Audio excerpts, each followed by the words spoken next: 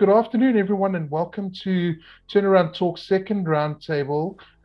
Before we continue, please can we take notes of the house rules? All participants, with the exception of the panelists, are kindly requested to switch off their cameras and to mute their microphones for the duration of the roundtable.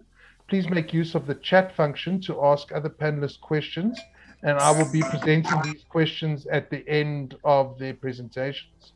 Panelists, please stick to your allotted time for your presentation. So there are a lot of legal requirements and frameworks that govern business rescue. Joining me today are three of the top future legal experts, and they will be discussing the current legal landscape that governs the business rescue industry, as well as what the future landscape will look like. Let's start with Roxanne Webster. Roxanne is a senior associate at Osmond Attorneys. She specializes in business rescue, commercial litigation, as well as advising on insolvency-related proceedings. Over to you, Roxanne. Thanks, Jonathan. Let me just share my screen. Can you see my screen? Okay, perfect. Thanks, Jonathan, for the opportunity. I must say that Turnaround Talk has quickly developed and established, and I'm happy to be part of the discussion and this contribution today. As Jonathan mentioned, I'm a senior associate at Worksmans. I specialize in contractual disputes, dispute resolution, and also business rescue and insolvency. I think business rescue is the topic of today's discussion. The topic today is current and future legal landscape influencing business rescue. It's quite a wide topic. So what I just thought to discuss is important considerations that we can all take into consideration of what the current and legal landscape is today and how it's affecting business rescue. So the current legal landscape, as we know, business rescue is in part of Chapter 6 of the Companies Act. And if we think about it, business rescue has been around for it's been around for 13 years. And business rescue practitioners and attorneys have had 13 years to actually get to know the law and practice it. But whether this 13 years is actually sufficient is another debate on its own. But the point is that it's been around for quite some time now. But only recently, only recently have we seen that the public has become more aware of the process and has started participating in the process. And this is simply because we've seen in the past 3 years, big companies going to business rescue. For example, we've had Edcon, we've had ComAir, Ster-Kinekor, Mango's the recent one, Fairmont Zimbabwe Hotel, and these are all names that the general public will know, and therefore have started taking knowledge and cognizance of the process and what it actually is and how it can possibly save their jobs. But with public awareness comes more participation by employees, and I think that's something we really need to consider. For example, in the Denel situation, I think we've all been looking at Denel closely and watching it closely. And there we saw an employees association bring a business rescue application to place the company into business rescue because the company was dragging its feet and not doing anything. But this just shows you the level of knowledge that people now have of the business rescue process and what it can actually do, and that potentially it can save their jobs. So this is something we need to consider going forward, both as practitioners and attorneys, that we might be faced with applications by employees or trade unions seeking to place companies into business rescue where business in distress have failed to take the necessary or file the resolution to place themselves into business rescue. And what would then, if you're acting for a large creditor, what would you then do? You would need to know this process, and that section 1317 allows for you at the first meeting of creditors, if the company is successfully placed into business rescue by employees, it allows you as the creditor rights to, at the first meeting of creditors, either ratify that nomination or seek to appoint a new business rescue practitioner. Another important consideration, I think, with that comes with public awareness is more media reporting on business rescue. I think we've seen in SAA, there was a lot of media reports about business rescue and a lot about business rescue fees. Now, business rescue practitioners' fees have been a hot topic for very long. But in there, we saw that topic go to Parliament. It was spoken at Treasury. So we need to be more cognizant that business rescue is going to be more in the media, and business rescue practitioners need to be more cognizant of that and what appointments they do end up taking. But apart from that, the current legal landscape, I think I can describe it as fairly settled.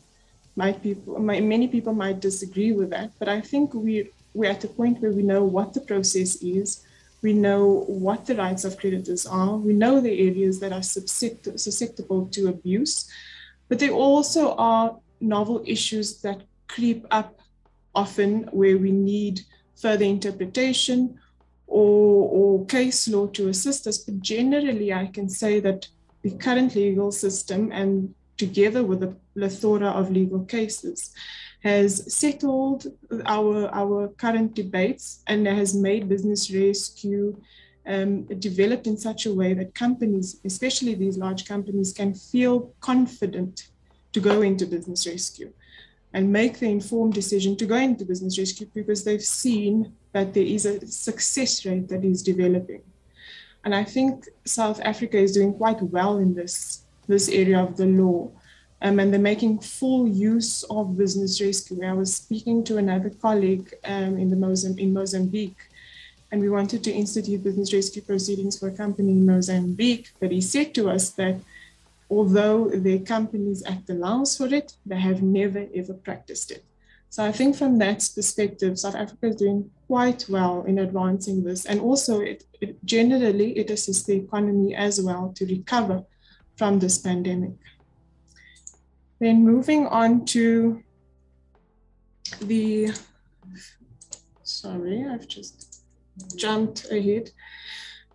Moving on to the future landscape. So my discussion here is going to center around simply SAA.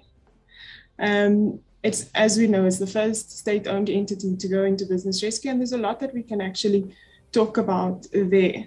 The first point that I think it signals to government that it's a viable option for state-owned companies. And we might now start seeing more state-owned companies going into business rescue. It seems like Denel, we were all watching for Denel. It seems like from the recent reports last week that Denel settled its liquidation application and didn't find it necessary to pull the trigger and place it into business rescue.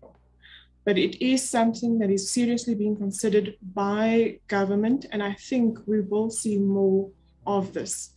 It's also an important consideration because in the first, we've seen, we might say that it was one of the biggest business rescue where we've seen a large workforce, where SAA had about 5,000 employees, and only 1,000 of those employees in terms of the business rescue plan were retained.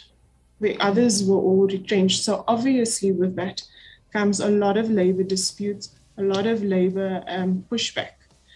And this is an interesting one where we saw one of the matters that went right up to the Labor Appeal Court, where the Labor Appeal Court said that in terms of Section 136, retrenchments must now be a part of the business rescue plan. It must be contemplated in the business rescue plan, and voluntary severance packages should be considered prior to retrenchment.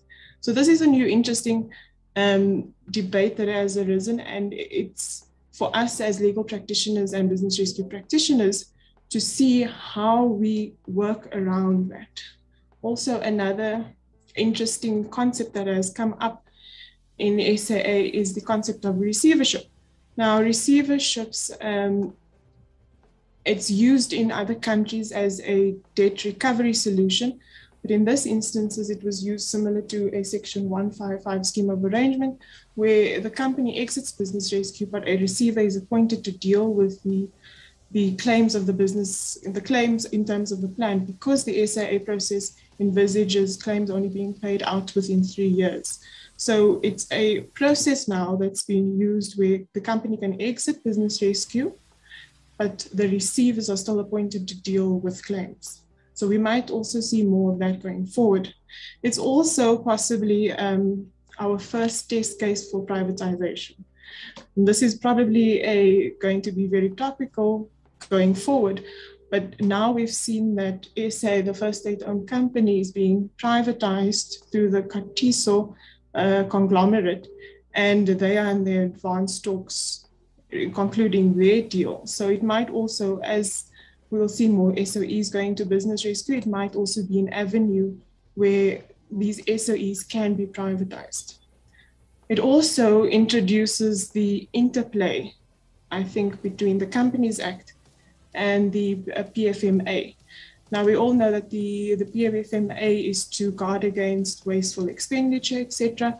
But in a business rescue scenario, the difficulty that I've seen is also which institution is a business rescue practitioner accountable to. In terms of the PFMA, it limits what the business rescue practitioner can do. So he must first obtain authorizations for alienation and encumbering assets and concluding future financial commitments. But in terms of the Companies Act, it allows the business rescue practitioner extensive management powers. So there is an interplay that will need to be worked out in future when we see more business rescue of state-owned entities.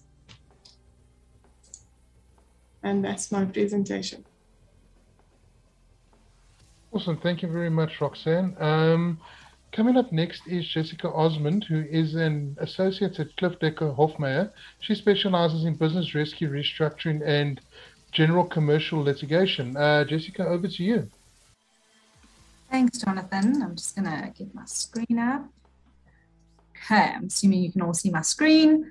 But yeah, thank you, Jonathan. Thanks once again for the opportunity, and yeah, thank you for the introduction. I think, as Roxanne alluded to, business rescue has been around now for many years, and so I think, although there were some kinks in its inception, I think in considering the current and future landscape of business rescue, it is important to go back and in fact consider where it all started and how far it's come, as a mechanism and process since its inception.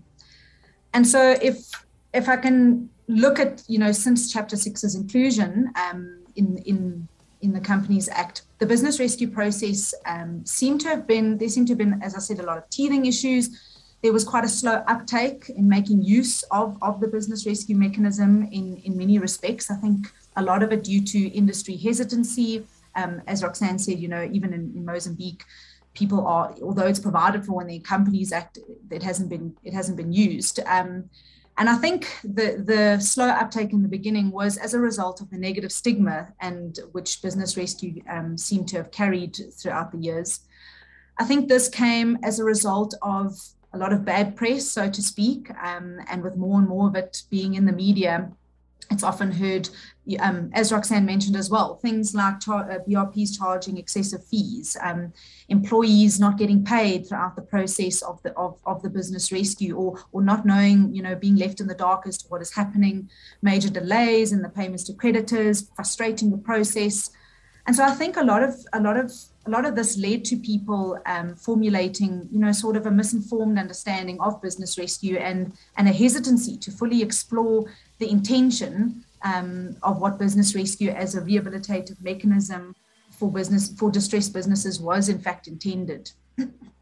However, fast forward a few years, and we've seen that, business rescue has developed and streamlined, and the uptick in the election to undergo the business rescue process has seen many businesses rehabilitated back into the economy with far less drastic measures needing to be taken, which in turn, as we've seen in industry, has just had a positive knock-on effect on all stakeholders and interested parties, including that of employees of distressed companies. And so the negative stigma, it seemed to have waned over time in comparison to the backdrop of the alternative option, which is obviously a liquidation process. And so I think business rescue is slowly but surely being accepted as the lifeline for which it was intended, for struggling businesses.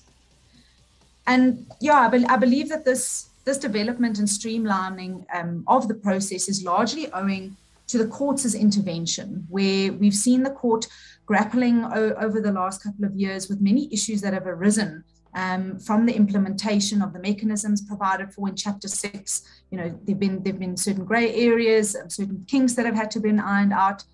And we've also seen over the past couple of years, the courts clamping down on the duties and obligations as expected from business rescue practitioners. We can appreciate that in terms of, in accordance with Chapter 6, business rescue practitioners are given quite a wide scope of powers in running the business and trying to rehabilitate it. And so I think it's only fitting that the courts have noticed this and given more onerous expectations of good faith expected from a business rescue practitioner, so as to ensure that in the instance where there really is no reasonable prospect of rehabilitation, that the proverbial can is not kicked further down the road simply to write a fee, which I think was the initial concern, since business rescue's inception and people's either misconception or conception that people had regarding the business rescue process. And so I think that the development over the years has allowed people to accept and appreciate that the business rescue process is not merely an inevitable prequel or a prequel to an inevitable liquidation, but rather a means to avoid a liquidation as far as possible, as it aims, obviously, as we know, to rehabilitate a financially distressed company.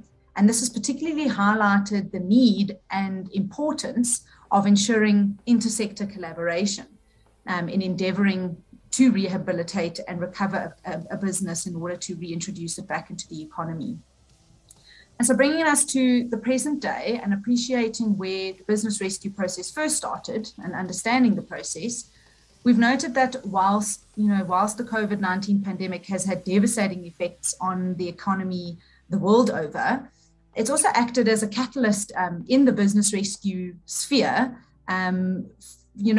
for intersector collaboration in the business rescue process, and in ensuring that the business rescue process is seen now more as an all hands on deck process, where experts from various different sectors, you'll have competition, employment, litigation, finance, restructuring, all coming together to ensure the revival of a company in distress in order to consider and honor the interests of all, various stakeholders as directed in the Companies Act.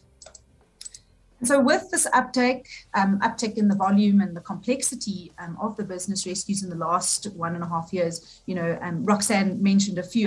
The most recent, we've got Mango, we've had SAA, we've had, Denal. Over the last couple of years, the courts have now continued to grapple with and assist in resolving these issues. And obviously with the more complex business rescues, there have been some grey areas which the courts have actually addressed. And so these often arising as a result, I think, of the overlap and the intersectoral collaboration. I think, when you've got various sectors, that's, the courts often needs to step in and clarify, various issues. And so I believe that this has caused for an evolution of the process in many ways, as the courts have been faced with more and more crucial issues pertaining to the mechanisms and procedures as provided in Chapter 6. And it's, the court's intervention has provided valuable guidance in making the business rescue process a success. One practical example, and I know Roxanne also mentioned it, was that of the SAA business rescue, where where SAA saw the inside of both the Labour Court and the Labour Appeal Court a few times last year. And I won't go into the case, but both the Labour Court and the LAC in that instance were called upon to intervene in the business rescue process, so as to ensure the rights of the employees were protected, as well as in as far as any other stakeholder should have been protected, insofar as the labour laws allowed, while still considering the provisions as provided for in the Companies Act. And so in this instance, in considering that section 136(1)(b) of the Companies Act, a BRP is now not entitled to implement any retrenchment process or workforce restructure until such time that a business rescue plan has been adopted and that retrenchment, is in fact contemplated in the plan. And so I think that this has caused for a lot of, it did cause for a lot of reflection and debate within the insolvency sector due to the fact that BRPs at the time, it was seemingly now that they were under a more onerous obligation to seriously contemplate the interests of the workforce employees when drawing up a business rescue plan. And it seemed as though business rescue practitioners were kind of left with a lot less options available in managing post-commencement operating costs relating to human resources expenditure, which, as I'm sure we can all appreciate, in many instances, this is a company's biggest expense. And so it's cause for business rescue practitioners to have to be a bit more creative, consider various different options in the business rescue process, as well as then get the input from experts in various other sectors. We saw that was in fact the case. I mean, it was mentioned in the SAA case regarding the voluntary severance packages, as opposed to considering a retrenchment. And then, we also saw the renegotiation of employee terms and conditions in accordance with section 1361A Roman numeral 2, which we saw in the Airline Pilot Association of SA versus SAA case, wherein SAA was able to enforce a lockout in the instance that employees were not willing to renegotiate their terms and conditions. And so these contemplations and changes, once again, just cause for a shift in the landscape of business rescue process going forward. And so with this continuous development and shift in the process and industry, business rescue seems to be, as Roxanne said, it seems to have settled. People seem to have bought into the idea, and it seems to have been used more and more. And the expectation of specialized advice and assistance through collaboration has been evident owing to the complexity of the rescues that we're seeing, more and more. And in addition to the element of complexity in considering the increase in filings, there's definitely a need, I believe, for more expert business rescue practitioners to enter the field in order to manage these complex rescues, which require obviously further collaboration and buy-in from the various sectors. And so, I think in considering the future landscape, I think we look forward to, the benefits of future successful rescues and that they're felt by not only the stakeholders themselves, but the economy at large. So, thank you. Thanks again. Awesome. Thank you very much, Jessica. Finally, we have Johan Els, who is an experienced legal consultant and specializes in tax law. Johan, over to you. If you could just enable your video so that we can see you and unmute your microphone. Thank you very much. Over to you, Johan. Thank you. Good day to everybody. Sorry, I must apologize that I'm unfortunately unable to share my presentation with you for some other reason. And then also we appear to have load shedding in the area. So if I do disappear, I'll try to log on back on as quickly as I possibly can. But unfortunately, that's the nature of the beast that we're dealing with these days. In terms of SARS and business rescue, SARS brings a completely different flavor to business rescue. And the firstly is they're kind of a different type of creditor. Although the case law says that SARS is an ordinary creditor and has the same powers of recovery and enforcement action as any other, SARS takes a little bit of a different view. They have legislation in their hand which they can use to demand compliance and to ensure that they recover whatever they can from a taxpayer, what they should. It's important to know that in terms of business rescues, SARS look at section 193 of the Act. And in terms of that provision of the Act, SARS is obliged to assess, collect, and not to forego any portion of tax.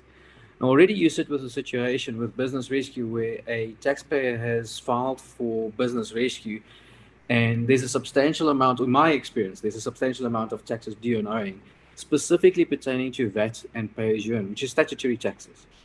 And SARS holds the view that a taxpayer like that is actually a quasi-collector, or it's type of tax collector on his behalf, And there's no reason for that taxpayer not to pay those taxes over to SARS. However, that's not ordinarily always the case. So SARS then tries to use all and every measure to engage the business rescue practitioners, and they find themselves further in this predicament due to the beginsel case that says is that SARS, other than in liquidations, in business rescue is a concurrent creditor. So they stand a little bit at the back pocket, and they need to wait after all secured taxpayer creditors has been paid their dues. They need to wait for their dividend at the end of the line, and obviously that would be a lesser amount than what they would ordinarily would receive. You sit then with a situation that SARS, in the recovery with this taxpayer, has got a compliance history. It's already been non-compliant. Often it's returns that's submitted without payment. And then you sit with a further predicament for SARS in terms of how do they deal with audits and assessments that was pending at the time of the company filing for business rescue, and then what would be the position if that company that's in business rescue files or intends to file a dispute against that assessment. And that ordinarily would delay the business rescue proceedings, and obviously postponements in the voting rights of SARS would be affected. It makes it difficult for SARS to, on a first creditors meeting, to say, I can confirm my claim on the following form, being it's definite and certain on the basis that returns were submitted or assessment was raised. However, there's still a contingent liability in terms of audit and assessment that needs to take place. And that can only be determined in the future. And that places a burden on, or some difficulty with the practitioners to try and conclude the business rescue proceedings within the specified period of time. Also, what one sit with in terms of SARS is where it becomes difficult for SARS to collect a tax liability. SARS would ordinarily go and determine, and is obliged to do so in terms of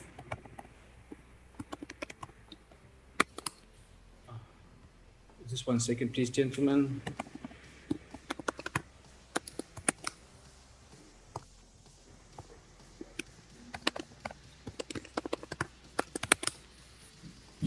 Is to, sorry for the delay in that, in the breakup there, is to approach a business rescue in terms of section 201 to 203. Now, if you're a little bit versed with, or if you're versed with the tax legislation, that is ordinarily the provisions that you go to secure a full and final settlement, termed otherwise as a compromise.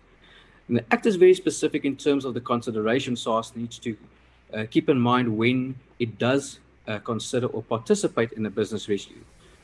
Amongst other things that they need to consider is what is the greatest amount that it can recover in the shortest possible period of time, and is there any other measures that they can employ, alternatively institute, to recover those amounts, any tax amount from the taxpayers.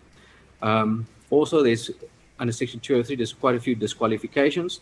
Most notably, the most important one under 203 would be the personal liability of directors for unpaid taxes. Now, SARS by law under 203 is not allowed to compromise any tax liability unless it hasn't first considered the personal liability of the directors of the company, which is a very, very difficult process in itself to pursue. I think it's different in tax law. It's different, quite different from the process that is followed in the Companies Act through the piercing of the corporate veil.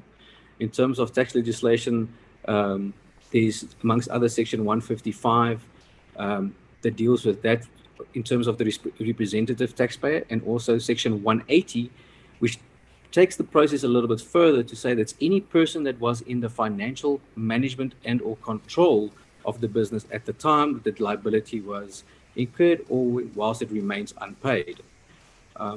One would ordinarily need to prove under those circumstances that there was a willful and deliberate decision not to pay any tax. Now, that's easy for SARS to conclude on the basis that there's business rescue proceedings, and they point blankly just attribute that liability to the directors. So that is something that will come up more often. We see that in ordinary collections measures that SARS is now being more aggressive on the personal liability front. Directors often, or most recently, get notices of personal liability where SARS say that we deem you to be liable for the unpaid tax debt, and you must give us reasons why you are not liable. And that will ordinarily also impact on the business rescue proceedings in terms of tax. I think what's a good process, and some of the business rescue processes that I've been involved lately, is where the practitioners have incorporated alternative dispute resolution measures once there's a dispute pertaining to the tax liabilities. SARS has started to where they were reluctant to either participate or reserve their vote in business rescue plans, in terms of those plans, to start participating in those plans and actively engaging practitioners to find some sort of way where they can recover either a portion of the liabilities to be compromised, or in ensuring that the taxpayer remains compliant and that the business rescue is actually successful. A few of those measures is the following.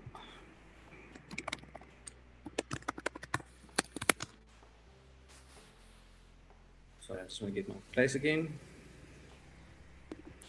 Is that in these ADR, what we have found in these ADR processes, what SARS does is SARS is insisted there on that a practitioner must include 4 specific clauses within its business rescue plan. And the first clause that they are insistent on is that there must be compliance with the terms and conditions of the business rescue plan as a whole. They further stipulate that if there is any non-compliance with any term within that agreement that negatively impacts the outcome of the business rescue plan, that it will be, and it's termed in their clause as to be deemed to be terminated. A second clause that they insist upon is that a tax compliance clause, compliance with it, and that's just compliance with tax obligations, i.e. all tax returns must be submitted, post-commencement tax returns must be submitted and paid. And if not done, SARS views it as that the business rescue proceedings has been terminated. A fourth clause that we're dealing with that SARS insists upon is the VAT clawback. This is quite a contentious issue with SARS in every business rescue that we're dealing with. Essentially, what SARS is insisting on is that under Section 22 of the VAT Act, any tax liabilities that is or any liabilities compromised with a creditor that had a VAT implication, the amount that was compromised, there is VAT payable on that amount. And ordinarily, SARS holds the view that such an amount is a post-commencement liability, which is not subject to compromise and paid in full. Now, most, if not all of the practitioners that I consult with holds a different view in saying that it is a liability that originates from pre-commencement liabilities, is settled in terms of the business rescue plan, and therefore it cannot be a post-commencement liability and must be dealt with in terms of the business rescue plan as a pre-commencement debt. And SARS must accept a similar dividend as it would for any of its other claims. The last one that they insist upon is that there will be a forfeiture of assessed loss or any other benefits should SARS accept the business rescue plan and should the tax debt be compromised.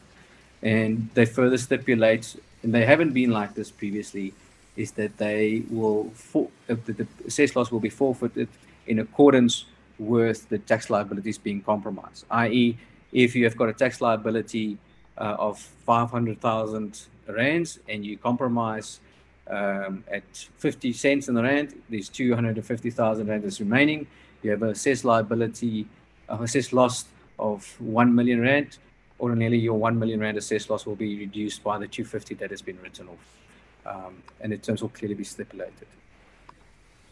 SARS is not really open to negotiations to have these clauses amended. In most, if not all of the instances where we engage SARS on these 4 clauses, they try to keep it as close to what the initial wording of these clauses are. And often, if no agreement is reached, they would default to a vote against the business rescue plan. And that also is depending upon the claim that they have in the business rescue. What we are seeing going forward is that SARS will have to ask the business rescue practitioners to, as a type of a sweetener in the business rescue plan, to look at how the initial reports of the business rescue practitioner was compiled, and to determine how this entity actually ended up in the financial distress. Did they take the necessary measures to investigate the conduct of the directors and the shareholders within the business, and to what extent did that contribute to the company incurring the tax liabilities? Was it due to any misrepresentation, negligence, and or fraud? And was any steps taken? And the reason being is that, once again, coming back to personal liability, which SARS is using as a very effective tool and will continue to do so, is that where any amount will be compromised, SARS, as my personal view, will definitely look at that portion of tax that will be compromised, can then be recovered from those directors, depending on what the circumstances and the facts to the incurrence of the liability was. And that actually takes the case, or that part, out of the hands of the business rescue practitioner and allows SARS to proceed uninhibited to collect that, attempt to collect that amount. That is obviously open for litigation from the director side, but that is the consideration to the directors personally and specifically. I think that is, in short, that is my presentation, and seeing the standing of business rescues and SARS. I will forward my presentation to Jonathan tomorrow morning early, so that everybody can have access to it. If there's any questions pertaining to the presentation, I'll be glad to answer any of those just now. Awesome. Thank you very much, Johan. I see we are running a little bit short of time, so let's get into some of the questions. Roxanne, let's start with you. You pointed out that business rescue legislation has been around for 13 years. You also then made a statement saying that whether 13 years is long enough for BRPs to get to know the legislation is a different debate altogether. Can you just discuss this in a little bit more detail? Thanks, Jonathan. I think the point there is that some people may say, well, 13 years is quite a long time. And it is, but I think you need to take each case as it comes. And every case, there's new issues, novel issues that arise, nuances, interpretation that need the assistance of the court to clarify those issues. So it's good and well to say that it's been 13 years, it's not a new company, it's not recently new. We already know about business rescue. Each case is different. Like, take, for example, the ComAir. You had lease agreements concluded where the aircrafts were operating in South Africa, but the aircraft lease agreements were based on the jurisdiction of English courts. You also had to recognize the business rescue proceedings in foreign jurisdictions. So in each case, there's new issues that arise that need assistance of interpretation, and the courts do assist us. So that's what I meant with that statement. Thank you very much. Jessica, maybe over to you. You mentioned in your talk, a couple of times that, there are labor issues, and there are sort of instances where a lot of employees of a company are going to get affected. If we move on and we consider that more SOEs are going to go into business rescues in the future, you're going to have the interplay of labor unions coming into it. And obviously these parties or stakeholders would want the business rescue practitioner to publish something with regards to how many retrenchments are going to take place and what their plan is regarding that. How much of this is going to be generic in the future in order for business rescue plans to be published, as opposed to saying, hang on, this is going to be a stumbling block, and then the process gets delayed? Absolutely, Jonathan. So yeah, that's exactly the concern that was raised with the judgment flowing from the SIA judgment, was that there is concern that BRPs are going to kind of feel, that they may feel obliged to kind of develop a more generic, or as we say, like a vanilla plan, simply to get it passed, just so that the company can go ahead and start retrenchment processes. But I mean, already, with the enthusiastic unions that we have in this country, it's already to get buy-in as it is very difficult in the rescue process, in considering the meetings of creditors, meetings of employees. And so, so I do think that this does pose some difficulties in getting buy-in, especially when, as you said, you are now publishing the fact that there is retrenchment is contemplated, which, I mean, when you're dealing with people's livelihoods, I think, it's obviously a very, very sensitive topic. And so I do think that it can cause or pose the risk of further frustrations in the implementing of the plan, and getting buy-in from all the various stakeholders. And so, so I think that'll just be something that we'll have to see play out in the future. Just in interest of time and giving all of our panelists an opportunity to answer one question, I'm going to ask Johan one more question and then maybe post some more questions to do, maybe a written article with the other questions between Roxanne, Jessica, and Johan with the other ones. Johan, we know that there is a sort of a feeling of general tax abuse in South Africa. Do you think that this is a concern or a practice that's happening in business rescue? Can you please discuss this? Jonathan, I don't think that it's a practice that happens in business rescue. I think a business rescue practitioner inherits quite a lot of problems in business rescue pertaining to a company's tax affairs. I think it makes it extremely difficult to manage the business rescue process in dealing with, like I mentioned, specifically when assessments comes about. I think SARS already, when a company goes into business rescue, with the history that they have, with the non-compliance, they've had their engagements with the taxpayer. They've started with their collections actions. They've had their final demands. They did their third-party appointments. Often they have already taken judgment. So they have a perception that there was non-compliance, and often they feel that it's the business rescues a process to either delay or avoid paying tax. So I think in terms of business rescue, to answer your question and to summarize it, I don't necessarily think, in my experience, none of the practitioners that I've been dealing with sees it as a practice to avoid paying taxes. All of them tries to comply and to get the company tax compliant as far as they can. Often it's due to the requirement for a tax clearance certificate. Otherwise, they can't trade or they can't recover their monies from whoever they need to. So no, I don't think in business rescue in general, I don't feel that's a general practice, but I think there is some instances where it is a little bit of a problem. Thank you very much, Johan. As pointed out, I will ask additional questions via email, and I will put in an article which I will publish on my website and let you know more about that via my LinkedIn platform. Let me take this opportunity to thank my panelists and participants for taking part and taking the time to join me in the roundtable. A recording of this roundtable will be posted on the Turnaround Talk website later this week. We are planning to hold another roundtable in November, and until then, thank you for joining us, and keep safe, guys. Thank you very much.